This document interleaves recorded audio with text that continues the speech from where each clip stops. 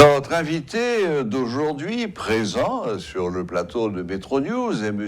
Gédéon Jean, directeur exécutif du Centre d'analyse et de recherche en droits de l'homme, CARD. Le CARD a sorti 2 dossiers très importants. L'un sur Martissant, comment ne pas le faire, et l'autre sur l'assassinat du président Jovenel Moïse. Ces 2 dossiers ont des sous-titres qui sont tout à fait parlants. Le sous-titre de Martissant, c'est « Boucherie humaine à ciel ouvert ». Et je crois que ça dit bien ce que ça veut dire. Le dossier de l'assassinat du président Jovenel Moïse, bientôt 1 an, c'est l'enquête sans enquête. Là aussi, ça veut tout à fait dire ce que ça veut dire. Bonsoir, monsieur Gédéon Jean, bienvenue à Métro News. Bonsoir Serge et bonsoir à toutes les téléspectatrices, téléspectateurs de Métro News. Voilà, vous m'avez dit que vous souhaitiez commencer par le dossier sur l'assassinat du président Jovenel Moïse. Je rappelle, c'était la nuit du 6 au 7 juillet. Nous sommes déjà au début du mois de juin, ça va faire 1 an, et vous avez baptisé ce dossier « L'enquête sans enquête ». Concrètement, ça veut dire quoi? Ça veut dire que les choses n'avancent pas, qu'elles sont bloquées, et si oui, par qui, pourquoi, où est-ce que ça bloque? Ça veut dire tout simplement que l'enquête est bloquée quelque part. Ce rapport aborde la question à un double niveau. D'abord, un niveau national, puisque c'est un président haïtien qui a été assassiné. Un deuxième niveau, assassiné par des mercenaires. Et avec quelque part un niveau d'implication des anciens informateurs des services de renseignement américains bien dit. Donc, au plan national, l'enquête n'avance pas parce que la justice est bloquée.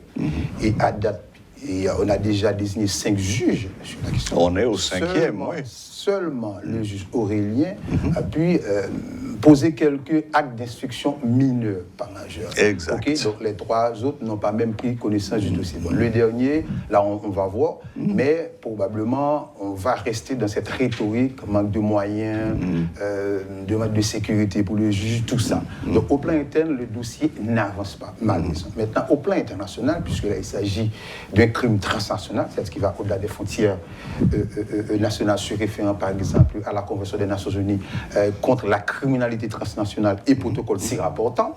Donc il faudrait aborder la question au plan international. Donc il y a la justice américaine qui agit, mais parallèlement, il y a la politique américaine qui agit à un double niveau. D'abord, parce qu'il y a le Congrès qui vient d'adopter une loi, de voter une loi, et cette loi a été publiée le 15 mars par l'administration américaine, donc il fait des exigences à la politique américaine, à l'administration américaine. Donc c'est un premier niveau d'application, mais l'autre niveau, le fait que la justice américaine agit sur une question qui va au-delà des frontières, c'est-à-dire en appliquant des textes à effet d'extraterritorialité. Donc il faut qu'il y ait l'aval, si vous voulez, du ministère de la Justice. Donc à ce double niveau, il y a une implication directe de la politique américaine. D'ailleurs, on vient de nommer un agent, d'abord pour sécuriser des preuves jugées sensibles, mais pour s'adresser directement au juge fédéral.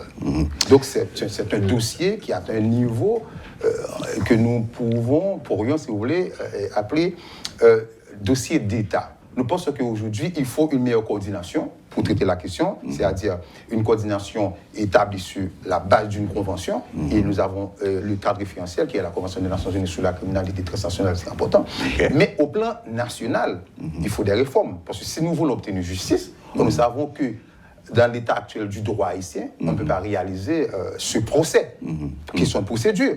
Par exemple, selon la loi sur l'appel pénal, le juge d'instruction a 3 mois pour conclure son ordonnance, 2 mois pour mener l'instruction, 1 mois pour conclure son ordonnance. Donc, est-il possible de réaliser ce procès d'instruire ce dossier dans 3 mois? Non. Autre problème, par exemple, le principe de collégialité. Dans ce cas, il faudrait un collège de juges pour traiter la question. Or, selon le droit haïtien, il faut un juge pour un dossier. Un juge par dossier. Un juge pour un dossier. Pas de collège. D'instruction, pas de collège. Donc, le droit est procédural. Donc, si nous voulons réaliser ce procès, c'est la conclusion du Centre d'analyse et de recherche en droits de l'homme, d'abord, il faut réformer le droit, parce que le droit est procédural, il y a un ensemble de formalités à suivre. Et le deuxième pilier de notre proposition, c'est à partir d'un récit conçu, bien évidemment, il faut instituer un tribunal spécial, parce que dans l'état actuel, dans la situation actuelle, on ne pourra pas réaliser vraiment le procès de l'assassinat du président Jovenel Moïse. Or, c'est important de le réaliser, non seulement pour rendre justice à la nation haïtienne, parce que c'est le président, mais pour rendre justice également à la famille. Mais c'est une obligation de la morale internationale. Mais bien sûr. C'est une obligation de la morale, de la solidarité internationale, parce qu'Haïti est membre fondateur des Nations Unies, et les chefs d'État et de gouvernement se sont engagés à garantir le respect des droits humains, la stabilité, et un niveau, je dirais, à instituer l'état de droit. Et si vous regardez, par exemple, les mandats de différentes missions onusiennes qui se sont succédés en Haïti, eh bien, le mandat touche en particulier à l'état du droit, au renforcement institutionnel, à la démocratie, au respect des droits humains.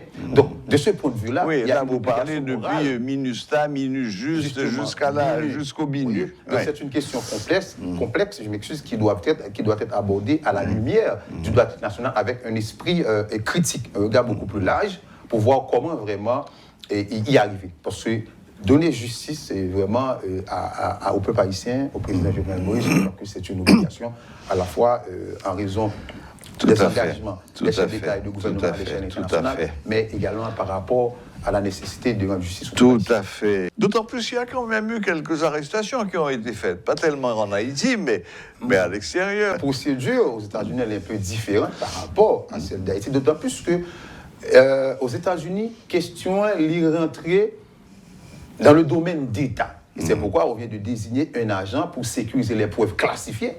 C'est assez important, il faut le souligner, pour protéger les preuves classifiées. Et seul le juge fédéral aura accès à ces preuves.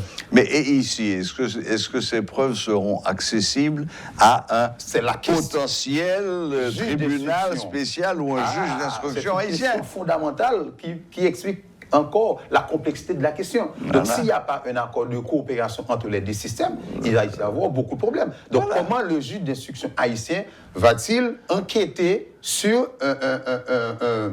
un prévenu ou un condamné aux États-Unis? Comment va-t-il accéder à ces preuves classifiées? Ça y est, on se lance dans une campagne pour obtenir ce tribunal spécial? Oui, tout à fait, parce qu'en tant qu'institution qui réfléchit dans le domaine des droits humains, de l'état de droit, de la démocratie, et pour nous, la question institutionnelle est capitale si nous voulons vraiment construire l'état de droit en Haïti. Donc dans l'état actuel des choses, nous avons monitoré, nous avons conçu un récit, nous avons mis en évidence un ensemble d'éléments qui expliquent que dans l'état actuel du droit, on ne pourra pas réaliser ce procès. Donc, du coup, nous plaidons pour une forme du droit, un tribunal spécial, peut-être un tribunal hybride. Là, on va consacrer le principe de collégialité. On peut même instituer les tribunaux à l'extérieur, parce qu'en général, quand on institue ou crée un tribunal hybride, on peut le placer à l'extérieur du pays, notamment, par exemple, à l'ASS. À date, il y a 8 tribunaux hybrides qui ont été institués, donc c'est une possibilité. L'essentiel, c'est de créer un mécanisme qui permettrait de donner justice, de traiter la question. Très bien. Avec une procédure spéciale. Très bien. Rapidement, maintenant, aller faire un tour du côté de la porte sud d'Haïti et de... Le mot martissant aujourd'hui fait trembler les gens. Et j'avoue que le sous-titre que vous avez inscrit là, boucherie humaine à ciel ouvert, est parfaitement adapté à la situation. Je révèle très très rapidement, vous avez décelé pendant le seul mois de juin, 200 décès. 10 000 personnes déplacées, 60 000 personnes qui sont en besoin d'assistance humanitaire.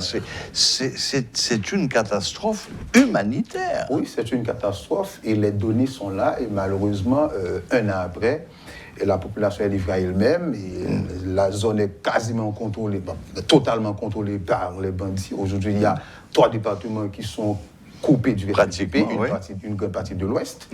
Et l'État vraiment ne tempère pas ses obligations. La population est jetée aux oubliettes. Donc nous, en tant qu'institution de droits humains, notre rôle, c'est de remettre cette question sur le devant de la scène. C'est de rappeler l'État ses obligations, savoir respecter et protéger, mettre en œuvre les droits humains. Donc aujourd'hui, vraiment, il faut que la population puisse vivre de ses droits, c'est-à-dire droit à l'éducation, droit à la vie, droit à la sécurité, droit au logement, bref, les droits considérés comme les droits fondamentaux. Est-ce que finalement, il ne faudrait pas prendre la décision politique, et je dis bien la décision politique, de s'adresser à la source de ce problème, la source étant double. D'un côté, c'est l'état de misère et de pauvreté dans lequel se trouvent les populations de cette zone de Martissant, qui, faute d'avoir un espoir d'avenir, se lancent dans la délinquance, faute de mieux. Bon, ça, c'est le côté humain. Et puis, mais il y a aussi le côté matériel. Est-ce qu'il ne faudrait pas, une fois pour toutes, alors qu'on les connaît, les importateurs d'armes et de munitions, si vous coupez l'alimentation en armes et en munitions, la guerre va s'arrêter. Cette approche holistique, systémique, si vous voulez, est capitale pour aborder la question. Parce que ce que nous constatons là, nous pouvons le considérer comme un épiphénomène, mais essentiellement, il faut aller à la source. Je suis tout à fait d'accord. Ceux qui financent les bandits. Financent et les alimentent. Et les alimentent. Ils sont au niveau de l'État, mais au niveau du secteur privé, ça, il faut le souligner. Il faut garder les ports publics privés qui sont impliqués dans cette histoire-là.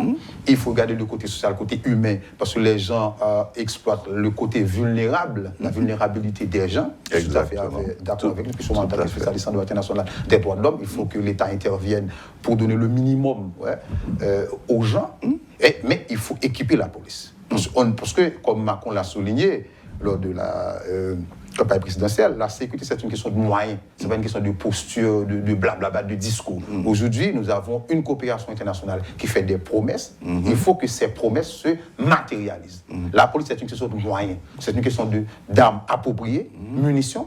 C'est une question de drones furtifs, drones appropriés. C'est une question de chars appropriés. De vrais chars, pas des chars en carton. C'est une question de formation. C'est une question de politique également. Donc je suis tout à fait d'accord avec le côté politique, parce que ces décisions-là doivent être intégrées dans une approche globale, et nous avons un CSPN, nous avons des autorités politiques qui ont des responsabilités, qui ont des obligations. Donc aujourd'hui, la population n'en peut plus. Ok, le kidnapping, ça fait rage, ça décapitalise la classe moyenne, ça appauvrit considérablement la classe moyenne. Aujourd'hui, nous sommes tous dans l'insécurité. Donc, il faut que l'État agisse. Et quand nous disons l'État, il y a un gouvernement. Il y a la police. Mais il y a ceux qui ont contribué à cette situation. Parce que je dis, c'est facile, on dénonce. Mais qui a contribué à cette situation par le passé. Donc, nous plaidons pour cette approche holistique et pour responsabiliser ceux qui ont l'obligation, le devoir de garantir la sécurité. Parce que le droit à la sécurité, c'est un droit, ce n'est pas une faveur, c'est un droit. Absolument. Le citoyen a droit à la sécurité, et ça fait partie des instruments internationaux, ça fait partie, en particulier, ça fait partie notamment de la Constitution en tant que droit fondamentaux et consacrés. Mais dans le même temps, Haïti est encore sous embargo pour ce qui concerne l'importation d'armes pour la police. Alors ça concerne les États-Unis, par la communauté des États. Aujourd'hui, la situation est vraiment préoccupante, eh bien, l'État doit agir. Donc, ce serait un peu difficile, parce que c'est une loi qui a été adoptée au niveau du Congrès par rapport à cette loi d'embargo. Et bien, aujourd'hui, si c'est un peu difficile, eh bien, pourquoi ne pas recourir à d'autres partenaires de la coopération internationale, c'est-à-dire la France, le Canada, le Brésil, etc., mais toujours en accord avec les États-Unis, puisque, comme vous venez de le souligner, c'est le géant, il faut son aval, il faut son aval pour trouver ces éléments de réponse. Pas nécessairement que les Américains sont de bonne foi, mais parfois son problème de vis-à-vis qui est posé. Parce que qui vis-à-vis, je ne sais pas, moi je ne suis pas de l'État, je suis de la société civile, mais dans mes discussions avec des autorités au plus haut niveau, mais quelque part on voit cette volonté d'aider. Bon, c'est une volonté. Maintenant, comment matérialiser? Aujourd'hui, avons-nous un gouvernement qui propose un document, qui propose un papier, qui dit voilà comment on va résoudre le problème, ce dont nous avons besoin, 1, 2, 3, 4, 5, et donner toutes les garanties nécessaires. Pour l'instant, nous avons des garanties verbales surtout. Des garanties verbales. Donc, il faut matérialiser tous ces garanties. Merci, Monsieur Gédéon. Malheureusement, on doit mettre fin à ce très intéressant échange. Bonne fin de journée. Bonne fin de journée à vous aussi. Voilà, c'était Monsieur Gédéon Jean, directeur exécutif du Centre d'analyse et de recherche en droits de l'homme, CARD, qui venait nous parler des 2 derniers dossiers que le GARD a sortis, à savoir un dossier sur l'assassinat du président Jovenel Moïse et un autre sur le cas de Martissant.